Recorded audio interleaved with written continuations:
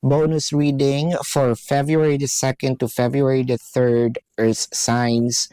We have the Queen of Cups, the Eight of Wands, and the Empress. So,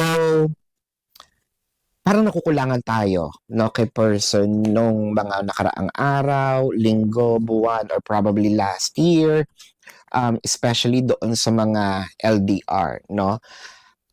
Ito yung mga araw na magfo-focus siya sa communication. So mafe-feel mo na itong araw na ito is parang ilalaan niya, no, sa'yo. With the Queen of Cups, feeling mo rin nauubos, nawawala yung pagmamahal sa'yo ni person or baka ganun din ikaw. Especially nawawala nga din ang communication dahil nga nawawala yung communication. Parang ngayon, more on papuri si person, no?